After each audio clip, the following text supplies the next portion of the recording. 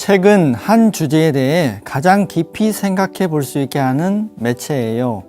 인류 역사상 책처럼 한 주제에 대해서 깊이 파고 들어가는 미디어가 있었나요? 신문이, 논문이, 방송이, 잡지가? 다른 매체들이 아무리 용을 써봐야 책보다는 분량이나 깊이가 얕을 수밖에 없습니다.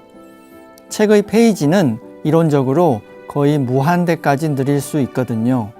또 여러 권 분권해서 낼 수도 있고 시리즈로 낼 수도 있습니다. 잡지나 신문이라고 부르지 않는 그런 지식을 담는 그릇의 형태를 우리가 책이라고 부릅니다. 책의 형태란 것은 그렇게 지식의 무한성을 담는 그릇 같은 매체를 대표하는 말입니다.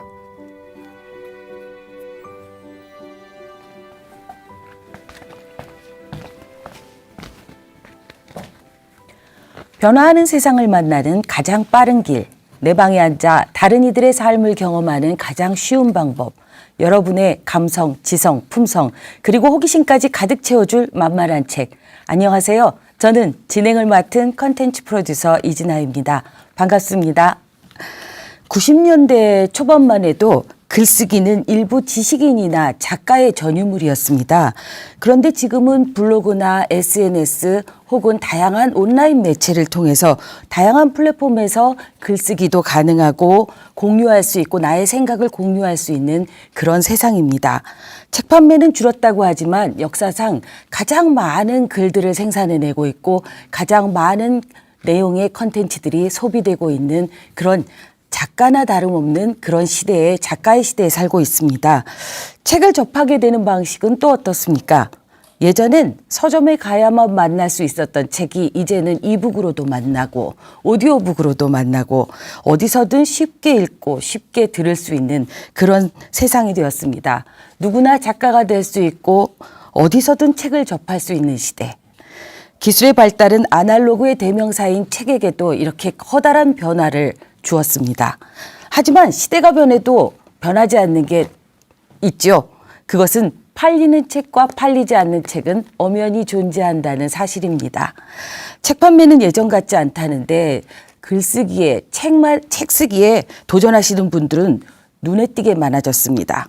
어렵게 도전하는 책 쓰기 제대로 알고 배워서 베스트셀러에 도전해 보시는 건 어떨까요? 오늘은 출판 경력만 27년인 장치혁 저자님 모셔서 그 노하우를 배워보도록 하겠습니다.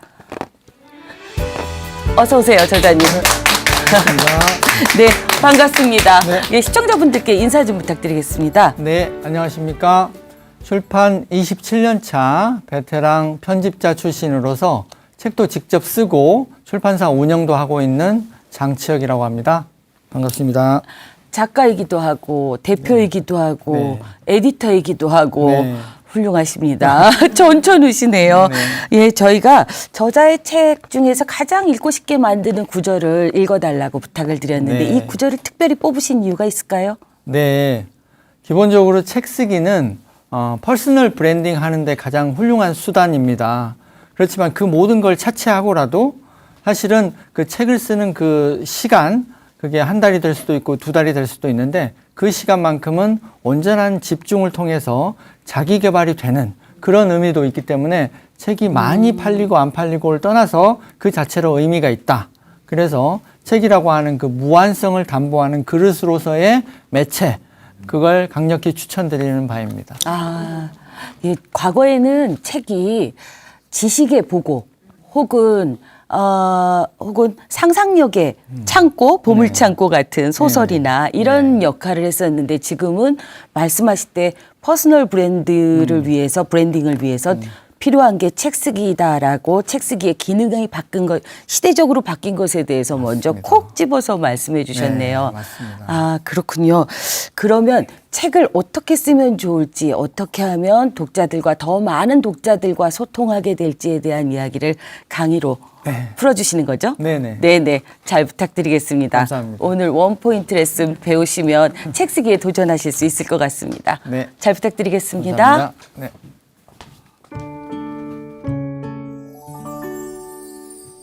네, 먼저 왜 책을 써야 하는지 이유를 말씀드리겠습니다. 제가 발견한 표현인데요. 책은 가장 두꺼운 명함 역할을 해줍니다. 보통 우리가 사람을 처음 만나서 인사할 때 명함 한 장을 줍니다. 그러면 뒤돌아서면 기억이 잘 안 나죠. 이분이 어떤 분이었는지.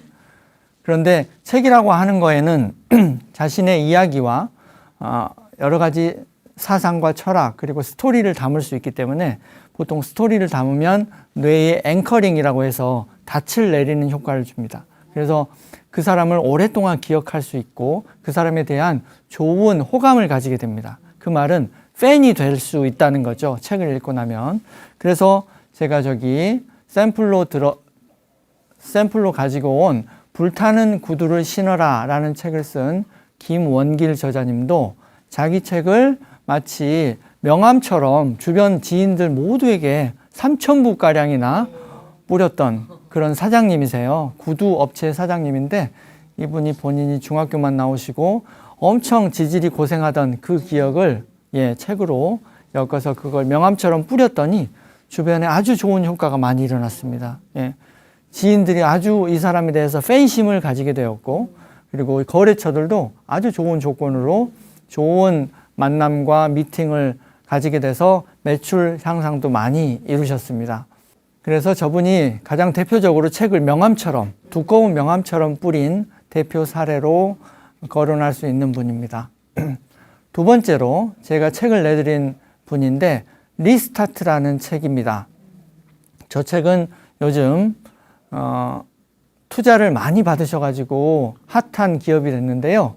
손정희 일본의 소프트뱅크 회장으로부터 무려 2조라고 하는 어마어마한 금액을 투자 받으신 분입니다. 바로 호텔, 모텔 이런 앱으로 유명한 야놀자 그룹의 대표님이세요. 이수진 대표님. 저분이 책을 내고 나서 이 책은 보통 본인이 10년 동안 야놀자 앱을 개발한 그 고생담을 사장 일기로 적은 것을 저희가 책으로 내드린 겁니다. 그랬더니 처음에 책을 내드렸을 때 이분이 너무 감격하셔가지고 눈물을 흘리시더라고요. 그 정도로 책이라는 건 의미가 있는데 이분은 책을 내고 나서 활동, 특히 강연회를 저희가 많이 잡아드렸고 거기서 많은 팬들이 확보가 됐고 더 나아가 투자 유치도 많이 받게 됐습니다. 그러다가 한 6번째, 7번째쯤에 손정희라고 하는 국제적으로 유명하신 분으로부터 2조라고 하는 어마어마한 금액을 투자받고 책이 가장 두꺼운 명함 역할을 톡톡히 한 대표 사례가 되겠습니다. 그리고 책이 두 번째 역할을 하는 그 포인트는 숨은 귀인들을 찾아낸다는 겁니다. 그래서 귀인이라고 하면 동방의 귀인, 서방의 귀인 어디선가 나타나 주기를 바라고 있지만 사실은 책이라고 하는 물건, 상품이 있으면 자기 컨텐츠가 오롯이 어딘가에 존재하기 때문에 이것을 보고 사람들이 연락을 하게 됩니다. 그래서 실제로 제가 책을 내드린 분 중에 GS25 남양주점 점주님이 계세요. 이분은 뭐 전문 강사도 아니고 그냥 편의점 점주이신데 책을 내시고 나서 지금은 아주 유명 인사가 되셔가지고 삼성전자에 서비스 강의를 하고 계십니다. 아주 2배, 3배 이상의 몸값으로 하세요. 보통 분들보다. 네, 그런데 책 쓰기를 할 때 우리가 아무렇게나 쓰면 안 되겠죠? 예. 아무렇게나 쓴다고 모두가 다 알아봐주는 책이 된다는 건 말이 안 되잖아요. 그래서 보통 사람들은 아무 생각 없이 그냥 자기 회고록이나 자서전을 쓰고 맙니다. 그렇게 하면 보통은 반응이 없어요. 그러면 그걸 저는 일컬어 망하는 책 쓰기라고 부릅니다. 그 반대말은 이제 팔리는 책 쓰기겠죠. 예. 그래서 망하는 책 쓰기가 되는 8가지의 원인을 제가 정리해 드리겠습니다. 첫 번째 원인은 일단은 환경 세팅이 잘못되는 겁니다.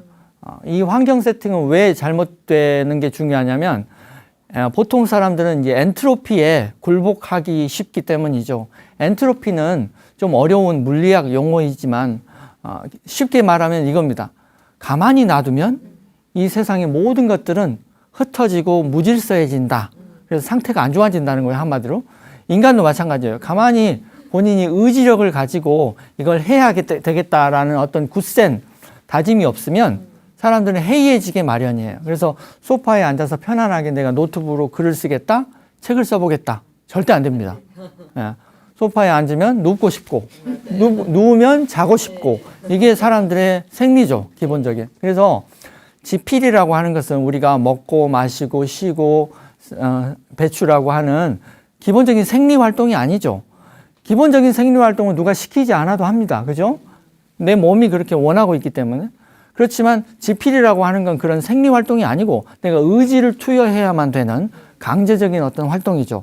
그렇다 보니까 이것은 환경 세팅이 굉장히 중요하다. 그런데 대부분은 이 환경을 아무렇게나 한 상태에서 책을 쓰기 때문에 안 된다. 이게 첫 번째 원인입니다. 네, 책 쓰기가 안 되는 두 번째 원인은 디지털로 딴짓을 자꾸 하는 겁니다. 예, 디지털 딴짓병이라고 제가 부르는데 여기에 대한 최대의 최대의 나쁜 것은 휴대폰이죠. 스마트폰입니다. 정확히 말하면. 옛날 휴대폰, 투지폰 이런 것은 방해가 안 되죠. 그냥 문자만 받으니까.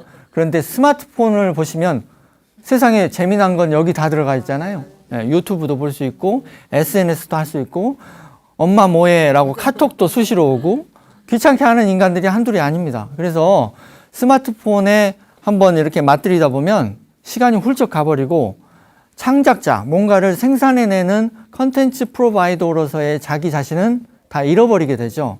그걸 우리가 무협지에서는 주화인마에 든다라고 합니다.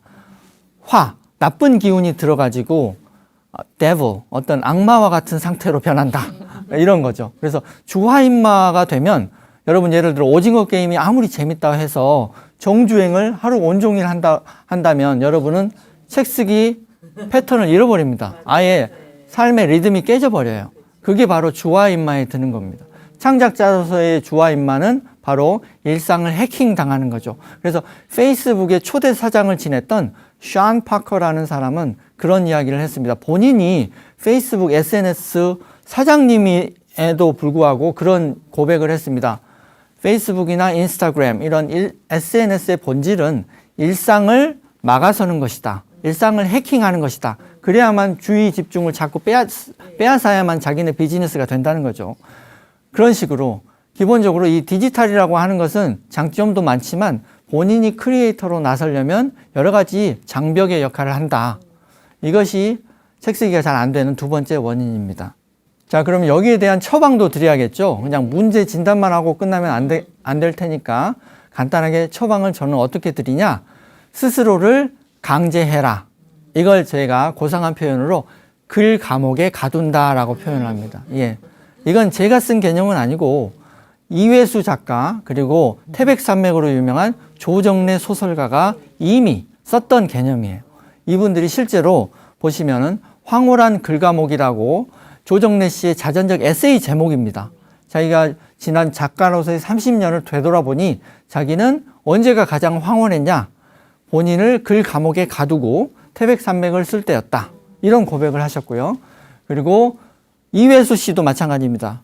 벽오금악도나 이런 뛰어난 소설을 쓸 때 자기 집 안방에다가 철문을 답니다. 실제로. 그래서 밖에서만 열리게 하고 사식을 배식구로 넣어주게 하고 삼시세끼만 이렇게 먹어가면서 부인, 내가 이 소설을 끝내기 전에는 절대 문을 열어주지 마시오 라고 해서 탈고를 할 때에만 부인이 밖에서 문을 열어주게 그렇게 했습니다. 이런 글감옥이 굉장히 역할을 많이 하거든요. 전문 소설가들, 작가들도 저렇게 할진데 일상을 살아서 스마트폰의 유혹에 방해를 받는 여러분은 오죽하겠습니까? 이렇게 집중을 할 수가 없다.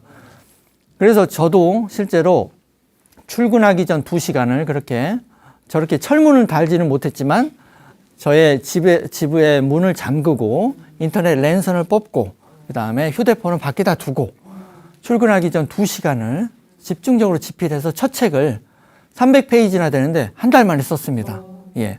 글감옥을 하면 집중력이 생겨서 굉장히 빨리 끝낼 수 있습니다. 일상적으로 책을 쓰면 저렇게 빨리 못 끝내는데 감옥에다가 자신을 가두면 된다. 스스로 하기가 좀 힘드신 분들도 있어요. 그럴 때는 메이트, 친구를 구하시면 됩니다. 소위 말하는 깐부를 구하는 거죠. 절친. 그래서 나는 새벽형이니까 너 같이 새벽에 일어나 볼까? 그래서 새벽형 글감옥 깐부를 구하셔서 성공하신 분도 있습니다. 예를 들어 이런 분들인데요. 실제로 저한테 책 쓰기 코칭을 받은 두 여성분입니다.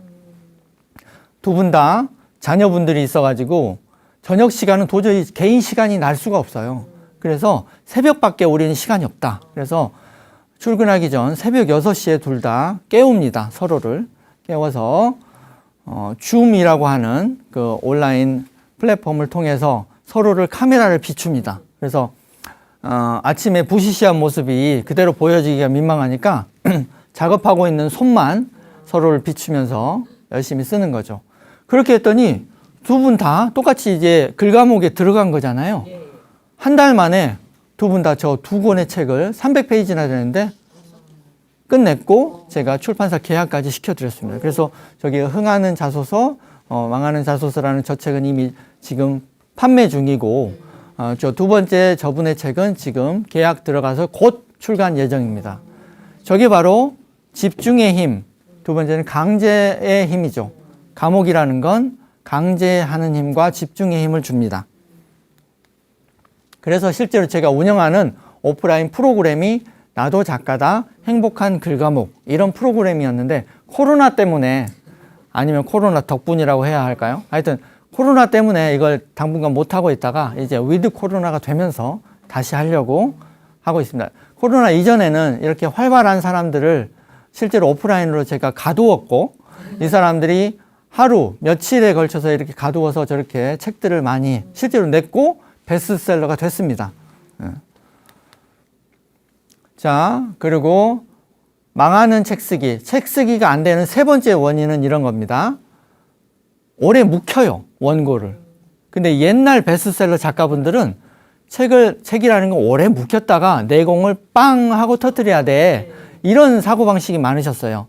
특히 오래전에, 한 15년 전에 베스트셀러 10만 부, 100만 부짜리 작가분들은 글이란 묵혀야 제맛이지. 이런 생각을 아직도 가지고 계시더라고요. 최근에 만나봤는데. 그렇게 하시면 안 됩니다. 요즘에는 큰일 나요. 그렇게 1년만 묵혀도 쓸 수가 없어요. 요즘에는. 시대가 하도 빨리 변하기 때문이죠. 너무너무 빨리 변합니다. 모든 게 온라인 세상이 되면서 온라인의 특징은 뭡니까? 오프라인처럼 어떤 실체, 물건이 있는 게 아니에요. 그래서 여기 있는 재고를 저기다 처분해야만 다음으로 옮겨가는 그런 게 아니라 온라인은 코드 한 줄만 띡 하고 바꾸면 페이스북에 모든 게 바뀝니다.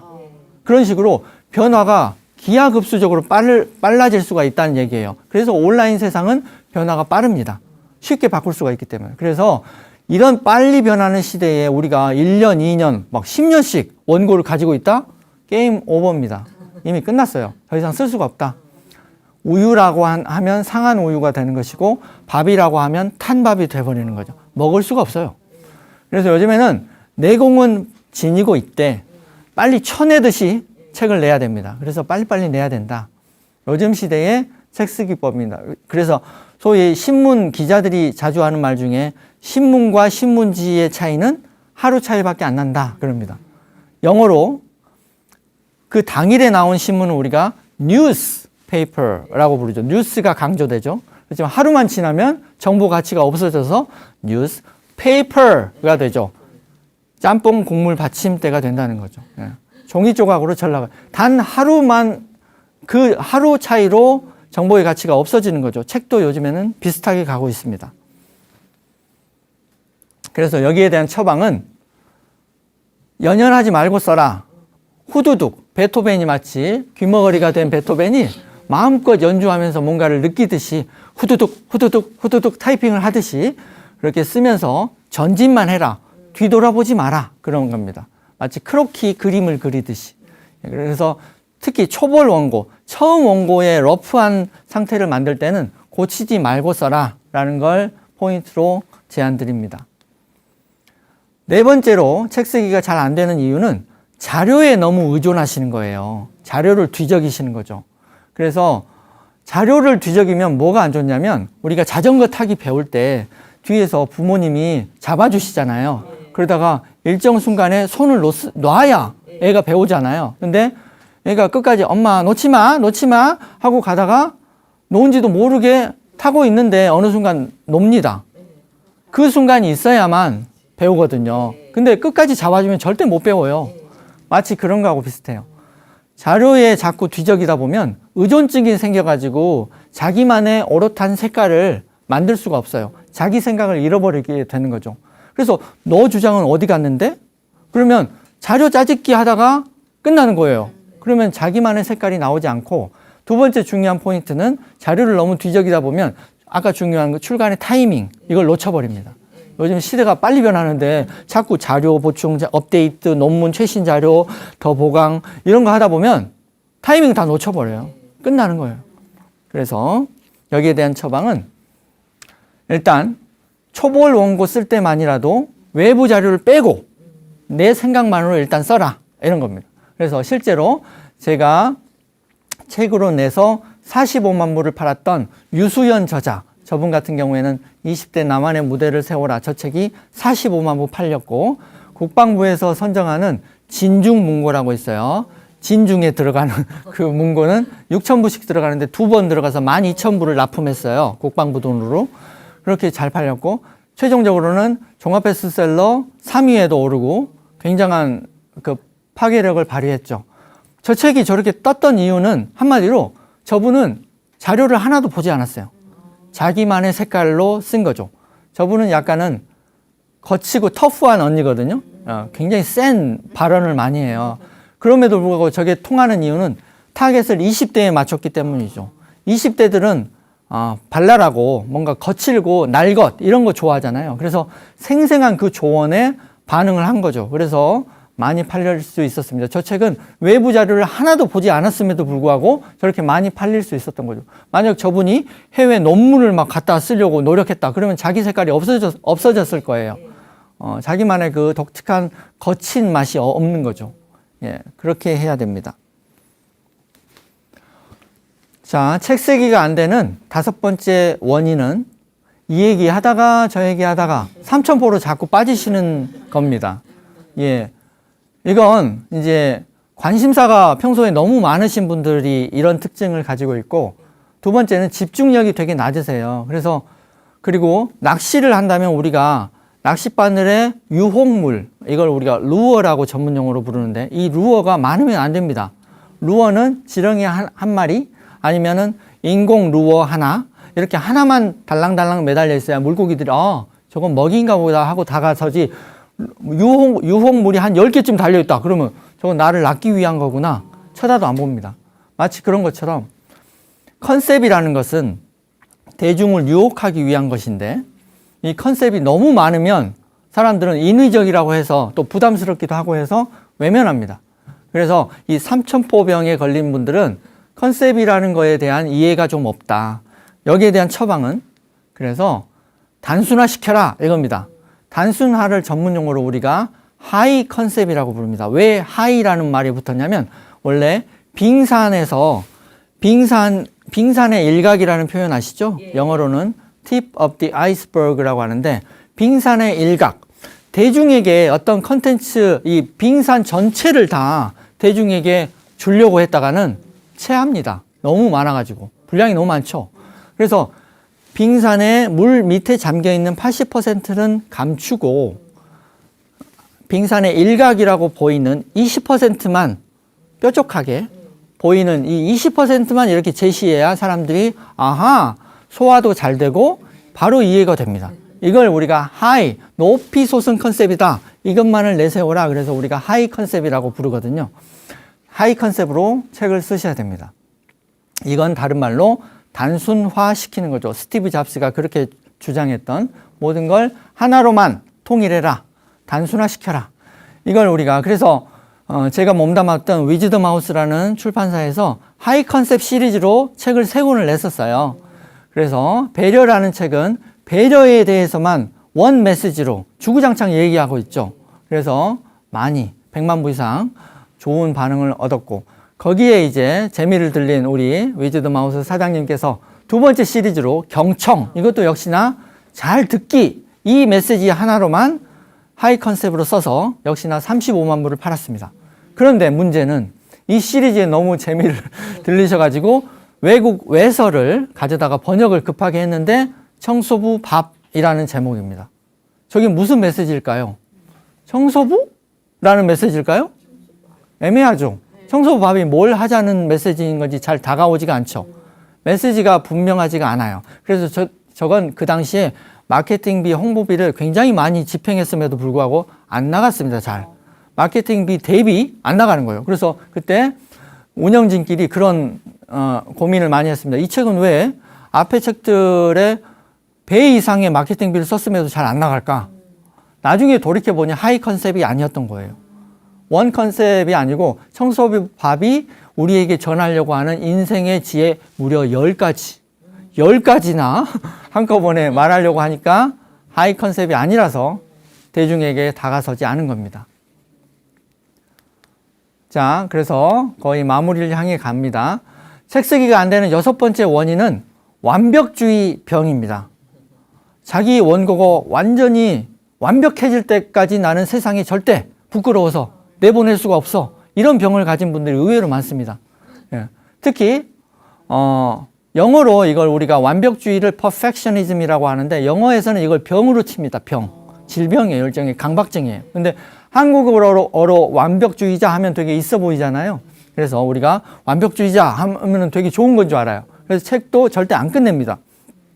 여기에 대한 처방은 완벽주의의 종언, 안녕 하고 완벽주의의 작별을 고하시는 겁니다. 그래서 내가 서로 많이 배우거나 박사님이 아니어도 된다. 그런 얘기죠.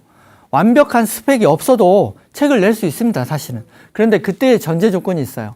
자기가 특히 첫 책이라면 본인이 가장 소중하게 여기는 어떤 자기의 가치관 혹은 그런 경험 이런 걸 다 쏟아부어야 된다는 거예요. 그래야 대중들이 반응을 한다는 거죠.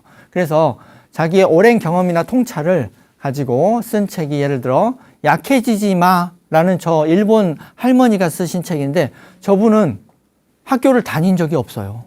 무학이에요. 무학. 그런데도 저 책이 무려 100만 부 넘게 팔렸어요. 일본에서. 한국에도 들여왔는데 56만 부가 팔렸습니다. 왜 이렇게 많이 팔렸을까요? 학교를 다닌 적이 없는 할머니인데 본인이 자식들에게 하고자 하는 따뜻한 위로, 약해지지 마. 세상은 원래 힘든 거야. 나도 살면서 힘든 일이 많았어. 그러니까 너희도 약해지지 마. 이런 식으로 자식들을 다독이는 어떤 말을 본인이 글을 나중에 노인대학교 가서 조금씩 배운 거예요. 히라가나 가타카나를. 그래서 길게는 못 쓰니까 짧은 시의 형태로 쓰신 거예요. 그러다 보니까 시가 된 거죠. 시집이 된 거예요. 본인이 시집을 내려고 한 게 아니라 짧게 쓰려다 보니까 시집이 된 거죠. 그 시집이 너무 따뜻해서 일반인들의 가슴을 울린 거죠. 그래서 100만 부가 넘게 팔린 겁니다. 이렇게 쓰시면 돼요. 그래서 자신이 현재 하고 있는 그 일 아니면 본인의 처지 20대라면 20대가 할 수 있는 이야기가 그때만 있어요. 30대에 넘어가서는 20대 시절을 잊거든요. 그래서 20대 때는 나의 이 치열한 현장을 20대의 목소리로 생생하게 담아내시면 돼요. 그렇게 쓰시면 된다. 그래서 완벽주의를 버릴 필요가 있다. 책 쓰기가 안 되는 7번째 원인은 눈치를 많이 보시는 겁니다. 눈치병인데요. 특히 많이 배우신 분들이 이 병이 많아요. 많이 배우다 보니까 내 석사학위 동기들이 이거 우습게 생각하면 어떡하지? 아니면 내가 많이 배운 사람인데 아니 업계에서 막 27년 차 막 이러는데 이런 우스운 입문자용 책을 냈다고 참 우습게 보면 어떡하지? 이런 걱정들이 의외로 많으시더라고 주변에 보면. 특히 저 책 지금 라이브 커머스 책을 제가 내드렸는데 저분은 원래 쇼 호스트 출신이세요. 롯데 홈쇼핑이라고 하는 유명한 곳에 쇼호스트를 오래 하시다 보니까 쇼호스트랑 사실은 라이브 커머스는 조금 성격이 달라요. 라이브 커머스 1인이 하는 거라면 쇼호스트는 세트장이 있는 거죠. 이렇게 세트장이 있고 여러 사람의 도와주는 사람들이 있죠. 그래서 좀 성격이 달라. 그런데 처음에는 쇼호스트 책으로 본인이 하고 싶다 해서 제가 말렸어요. 요즘에 1인 방송이 대세니까 우리 컨셉을 약간 바꿔서 라이브 커머스 책으로 만듭시다. 이랬더니 걱정을 하시는 거예요. 제가 라이브 커머스로는 사실 그렇게 오랫동안 몸담은 사람이 아니라서 걱정이다. 주변에 쇼호스트들 선후배들이 뭐라고 할 것 같다. 이런 걱정을 되게 많이 하시더라고요. 그래서 걱정하지 마세요. 이 책을 선후배들이 보나요? 입문자들이 봅니다. 그냥 편하게 생각하세요. 해서 냈더니 바로 유명 유튜버께서 먼저 연락을 하신 거예요. 이렇게 좋은 첫 책을 이런 주제의 책이 나오기를 기다리고 있었다. 그러면서 먼저 연락을 해서 조회수가 엄청 나왔고요. 그 다음에 그분이 운영하시는 무슨 프로그램 20강짜리 유료 프로그램에도 입점하셨고 지금은 전국적으로 유명 인사가 되셨어요. 라이브 커머스 대표 강사가 돼버린 거죠. 저렇게 됩니다. 그래서 눈치를 보실 필요가 없다. 여기에 대한 처방은 그런 겁니다. 입문자만 생각해라. 내가 그 분야의 책을 처음 쓰는 게 가장 힘이 있는데 그때는 아주 쉽게 처음 이 주제를 접하는 사람들만 걱정하고 써라. 주변 지인들이나 동료들, 가방끈 긴 사람들 생각하지 마라. 그 얘기죠. 저도 그렇게 책을 썼습니다. 저도 우주에서 제일 쉬운 영어책이라는 책을 썼는데 그게 바로 우주에서 가장 쉽게 쓰려고 노력했기 때문에 단기간에 한 달 이내에 그때 10쇄 이상 찍었습니다. 제가 쓴 책인데 바로 종합 베스트셀러에 올랐고요. 영어 분야는 당당히 1등하고 그렇게 통할 수 있었던 이유가 입문자의 눈높이를 맞췄기 때문이죠. 쉽게 쓰면 됩니다. 한마디로. 마지막입니다. 책 쓰기가 안 되는 마지막 원인. 격식을 차리려고 그래요. 이 사람들이. 특히 많이 배우신 분들이 그런 병이 심하세요. 내가 가방끈이 굉장히 긴 사람인데 문자를 좀 써줘야 되지 않을까? 이 대목에서. 그래서 갑자기 학술 용어, 논문어 이런 걸 많이 쓰시는 거예요. 남발해요. 거의. 그래서 뭐 현현하고 무엇이 존재하고 존재의 의미는 무엇이고 막 이렇게 막 쓰세요. 계속. 그러면 와 요즘 대중들은 그런 거 싫어합니다. 예, 다들 책도 가뜩이나 안 보는데 누가 골치 아프고 싶겠어요. 책 보면서 돈 주고 샀는데 골치가 아프면 버리겠죠. 예, 싫어요. 그런 거예요. 그래서 교수님들이 낸 책들이 잘 베스트셀러가 안 되는 이유가 여기에 있습니다. 근데 예외가 있죠. 서울대학교 소비자아동학과의 김난도 교수님은 좀 다르세요. 원래 이분은 감성적인 분이세요. 그래서 평소에 본인이 학생 상담, 고민 상담을 많이 하시던 분이라서 그렇게 고민을 많이 상담한다 하는 교수님이라는 소문이 주위에 쫙 깔려서 세멘파커스라고 하는 출판사 대표님이 그 소문을 듣고 책을 이걸로 묶어서 내봅시다 해서 냈던 책이 아프니까 청춘이다 책이었죠. 100만 부가 넘게 팔렸잖아요. 교수님인데 100만 부 넘게 팔렸던 이유가 뭐예요? 감성적으로 말랑말랑하게 써서 그렇죠. 논문책 뭐 이런 거 안 썼잖아요. 그러니까 터지는 거죠. 그렇게 쓰시면 됩니다. 그래서 여기에 대한 처방은 간단하죠. 대중출판에 맞는 문법으로 쓰셔야 된다 이겁니다. 그 문법의 핵심은 논문체를 버리고 일상 용어로 서술을 하라. 이게 첫 번째고 두 번째는 지식 자랑하려는 사람들은 말을 길게 늘려서 쓰는 경향이 있습니다. 이걸 우리가 전문 용어로 만연체라고 하죠. 그렇게 하면 호흡이 길어져가지고 요즘 애들은 못 따라갑니다. 이렇게 팍팍 그냥 넘기는데 익숙한 애들이라서 짧게 끊어쳐줘야 된다. 세 번째는 친절하게 풀이를 잘 해줘야 됩니다. 그리고 비유를 원래 내공이 높은 사람들은 비유를 잘 들어요. 그래서 예수님, 여기는 불교 방송이니까 부처님 모두 다 경전에 보시면 비유천지입니다. 비유천지. 다 모든 것을 비유로 드러났어요. 그래서 내공이 높은 사람일수록 비유를 잘 듭니다. 그래서 비유를 많이 들어주면 이해가 바로 됩니다. 예를 들어 내 마음은 호수다. 그러면 그게 바로 그려지잖아요. 그런데 내 마음은 맑고 투명하고 어쩌고저쩌고 막 설명하려고 들면 복잡해요. 훨씬 더 많은 에너지가 들죠. 근데 호수, 내 마음이 호수라고 그러면 바로 이해가 됩니다. 그런 게 비유의 힘이죠. 그리고 마지막에 유머를 발휘하시면 좋습니다. 그래서 보통은 저런 지적 대화를 위한 넓고 얕은 지식 저런 책들이 베스트셀러가 됐던 이유가 팟캐스트에서 유행을 타서 그대로 옮기다 보니까 일상어로 할 수밖에 없었고 단문으로 대화를 나눌 수밖에 없었고 풀이를 자세하게 할 수밖에 없어서 그래서 베스트셀러가 됐던 거죠. 여기에 더해서 메타인지 자기를 약간 떨어뜨려서 볼 수 있을 때 우리는 유머를 구사할 수 있거든요. 그래서 유머는 일종의 여유의 힘입니다. 그래서 유머까지 구사하면 우리가 재밌는 책을 만들 수 있다. 그래서 이 8가지의 처방으로 이 강의를 마치겠습니다.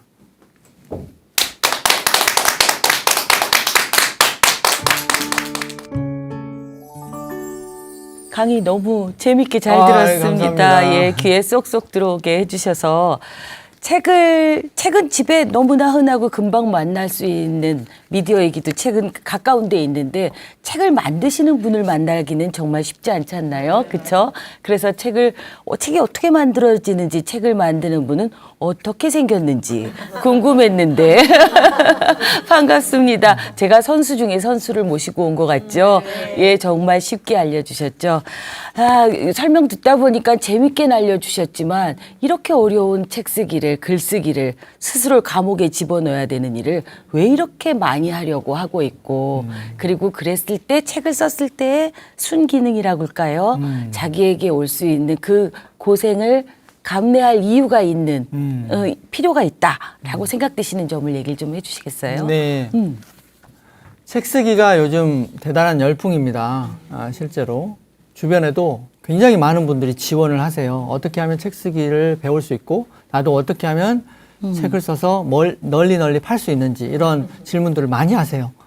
요즘에 왜 그렇게 인기인가 생각을 해봤거든요. 저도 일단은 고령화가 돼서 의료기술이 발달하고 과학기술이 발달하고 여러 가지 위생관념이 좋아져서 사람들이 100세 시대가 됐잖아요. 어떻게 보면 120세까지 지금 바라보고 있는데 거기에 비해서 이 고용은 불안정해지기 시작했죠. 그래서 평생 직장이라는 게 없어지고 나중에 예를 들어 60년 정년 이후에 나머지 60년, 40년을 어떻게 살아갈 것인가 본인이 책임져야 되는데 그럴 때 가장 중요한 게 퍼스널 브랜딩 아니겠습니까? 예.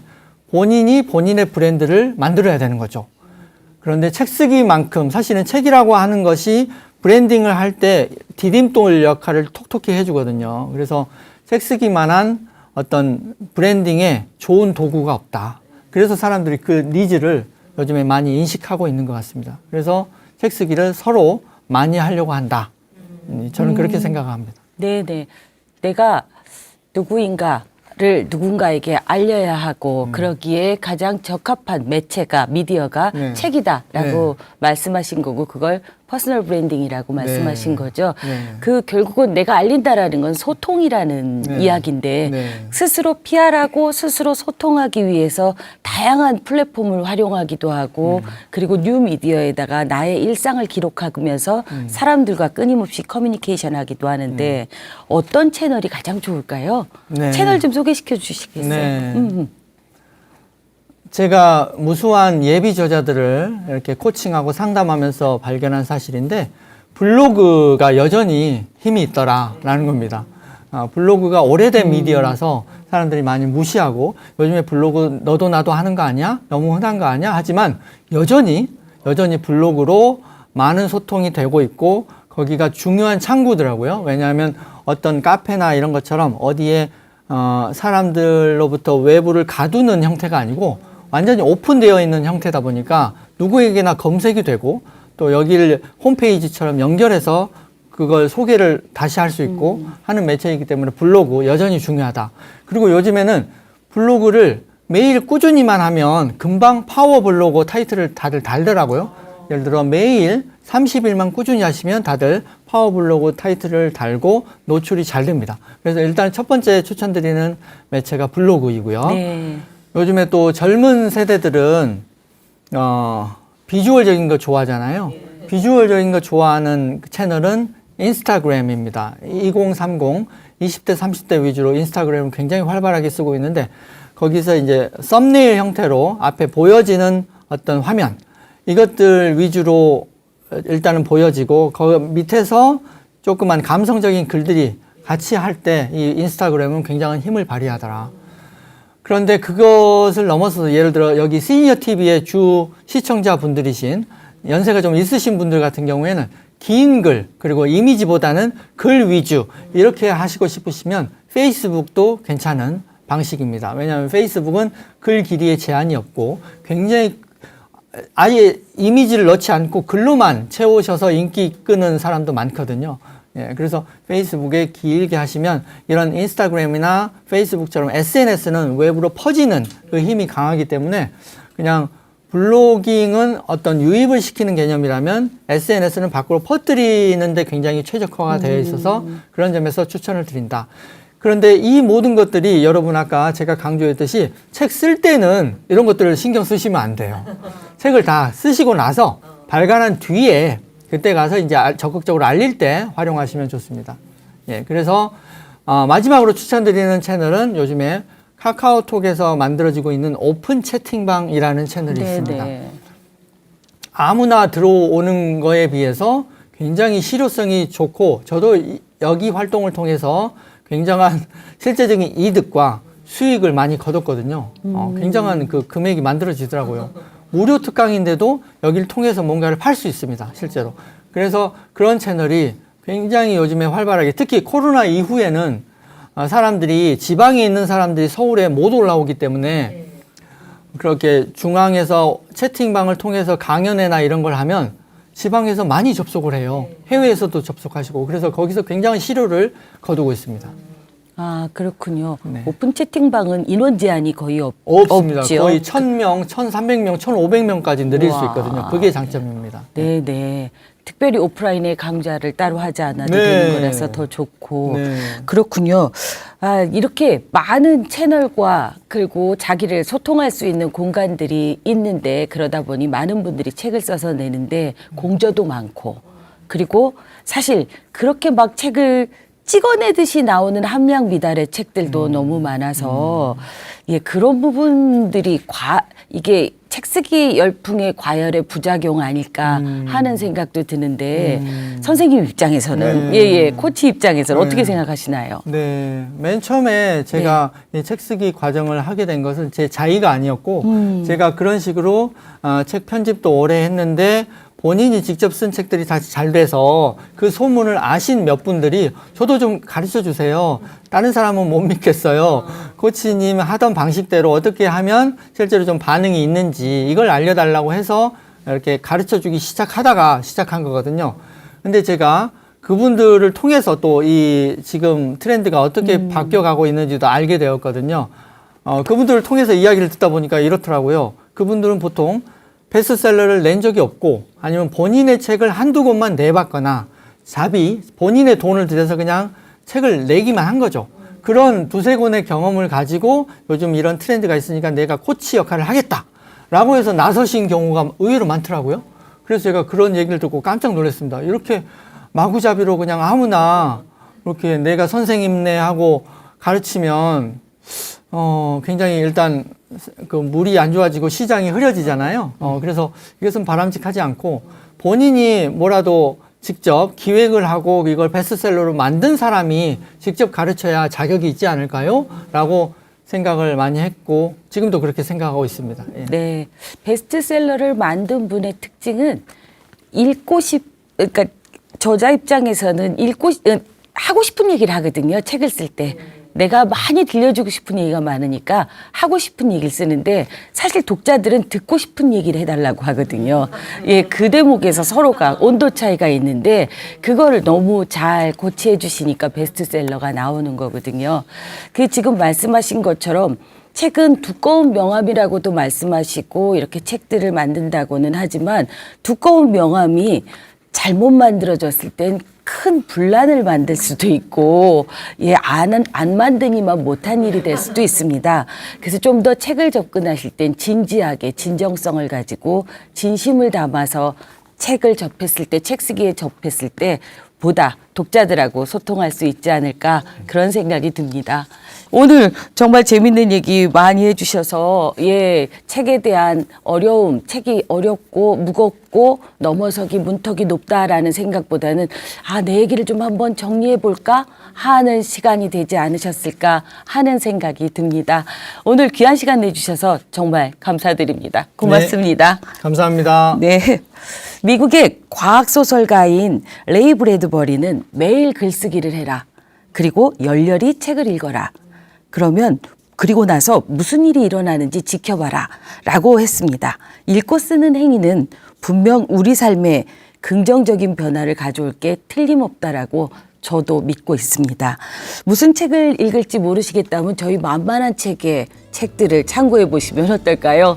글은 하나하나 뉴미디어의 SNS에 하나씩 짧은 글을 쓰는 것도 좋고 오늘의 이야기를 일기처럼 기록하는 것도 좋고 하루하루 적다 보면 달라진 나의 생각과 깊이를 본인이 발견하실 수 있는 그런 시간을 만나시게 될 겁니다. 오늘도 함께해 주셔서 너무 감사합니다. 만만한 책 오늘은 여기까지입니다. 다음 주에도 흥미진진한 주제로 다시 찾아뵙겠습니다. 감사합니다.